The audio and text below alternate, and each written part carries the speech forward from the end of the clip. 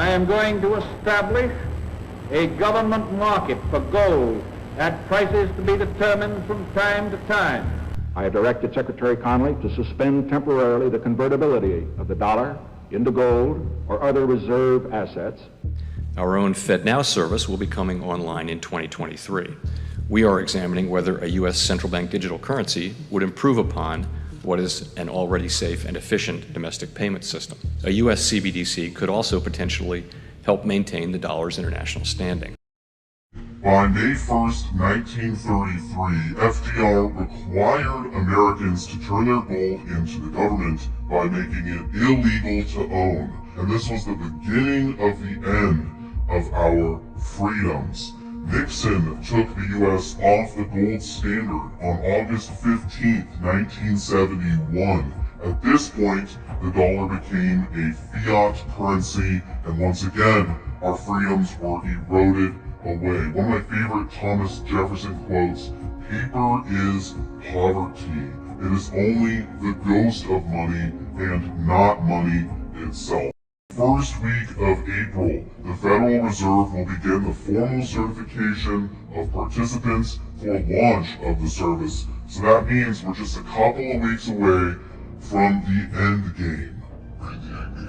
If you're not familiar with what the FedNow service is, that's what I want to go over in this video. It is essentially the infrastructure for a central bank digital currency, which will mean we no longer have any more freedoms. All of our freedoms will be completely gone because the government will be able to control one side of every transaction that takes place, so they will be able to control everything. We will no longer be free. This is complete totalitarian control, and it starts in a couple of weeks. We're going to start here with the FederalReserve.gov press release. However, the FedNow service has been talked about for a number of months, and we've not known until now when they're actually going to be launching this program, but essentially this is going to be a way for people to bank directly with the Fed, as the name implies, FedNow service, and be able to send and receive money instantly. So what I actually want to do is scroll down to the About the FedNow service, and we're going to read this paragraph here. So it starts off, the Federal Reserve banks are developing the FedNow service to facilitate nationwide reach of instant payment services by financial institutions regardless of size or geographic location around the clock every day of the year. Through financial institutions participating in the FedNow service, businesses and individuals will be able to send and receive instant payments at any time of day, and recipients will have full access to funds immediately, giving them greater flexibility to manage their money and make time-sensitive payments. Access will be provided through the Federal Reserve's FedLine network, which serves more than 10,000 financial institutions directly or through their agents. For more information, visit FedNowExplorer.org. So basically, this is going to be a new bank account that people can sign up for. I kind of like to think of it as the PayPal that the government is sponsoring, right? And this in itself is not a central bank digital currency. However, for a central bank digital currency to work, something like this is going to need to be in place. So this is the infrastructure for CBDC. So they're building the railroad tracks. Once those are in place, then they can run the train on the tracks. So the CBDC will be the train. The FedNow service is what the train will run on. Now, the Federal Reserve is not just going to come out and say, look, your freedom is gone. We're here, we're taking over, you had a good run, but now we are in control. They're not going to say that. They're going to do this in layers, right? And this is the first layer. It's the first step for them being able to take over and get complete control. So with this being launched in just a few weeks, with them starting to sign people on, this is where they get all of the control. This is where they eventually phase out cash, and they're going to force everyone to sign up for this service.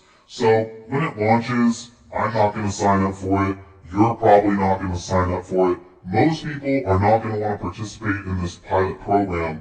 Most people are going to see through what they're trying to do. However, some people will sign up for it. They're not going to understand because the Fed has come out and said, look, this is not dangerous. This is so that you can send money faster. They're trying to paint it in a good light. But we know what they're really doing. There's obviously something nefarious here. People will use this program, and eventually they can force everyone to use it. It's as simple as saying you cannot get your tax return unless you have a FedNow account. You can't get your Social Security checks. They're going to force all government officials to be paid through the FedNow service, all of the military to be paid through the FedNow service. So they're going to do it in steps, but eventually they can force everyone to sign up for this, and then it's basically over at that point. Now we're all banking with the Fed. I want to briefly cover some more news that dropped yesterday regarding FedNow, and that is Tacit to facilitate FedNow payments, or we can just call it what it is here.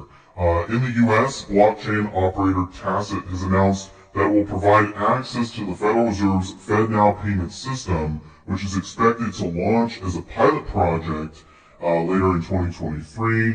Tacit will serve as a business-to-business on-ramp for FedNow through a client-facing application program interface, or API.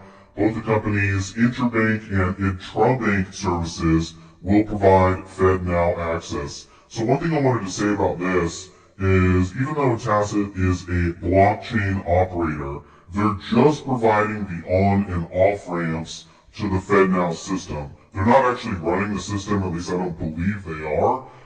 In addition, the FedNow system is not in itself a true blockchain, although it may use that technology, because a true blockchain should be decentralized. That was kind of the whole point of blockchain technology to begin with. And how can you get more centralized than literally banking with the Fed? So I wanted to mention that, as well as down here, check this out.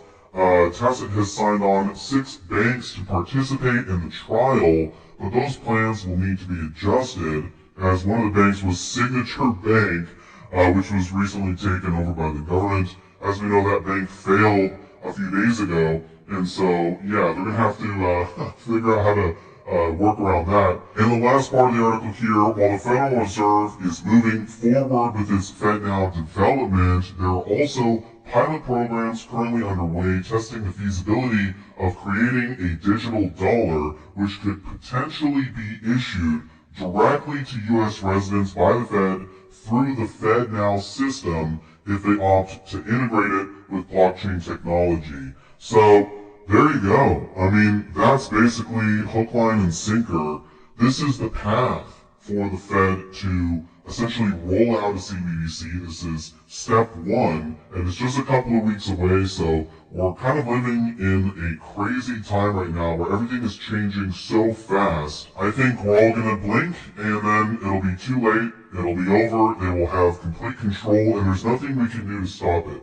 So, like I said before, they're going to start rolling this out in layers, and the FedNow service is just the first layer, or step 1. It's the infrastructure, it's the backbone of what will eventually be the CBDC that we're all forced to use. And I wonder, with those banks failing last week, if that was just a coincidence, or if it's part of a bigger plan, because remember, it was the Fed who were the ones that actually raised rates which crushed the banks. They caused the banks to fail, and now they're coming out with this FedNow service, which seems like a light at the end of the tunnel, but it's really the devil in disguise. So I wonder if there's something bigger going on here, if they're sort of orchestrating all of this. It certainly seems that way to me. Now, if all of this worries you, and if you want to retain anonymity, if you want to retain your freedom, then you can transfer some of your wealth out of the system we currently use. And we have this fiat currency system, which is slowly transitioning into a digital system. But you can take some of your wealth, you can buy physical gold and physical silver, because those are real money, and you'll still be able to make transactions outside of the system that everyone else uses, and you will still have your freedom. So I've recently purchased a large amount of physical gold and silver. I've been stacking it over the last 5 years, and even if the central bank digital currency gets rolled out tomorrow, I know a lot of my wealth is already outside of that system, so I know that I'm protected. I'm still going to have freedom. And, you know, once they roll out a CBDC, it's possible that they will not allow people to even buy precious metals at some point. So I think it's important to get out of that system as soon as possible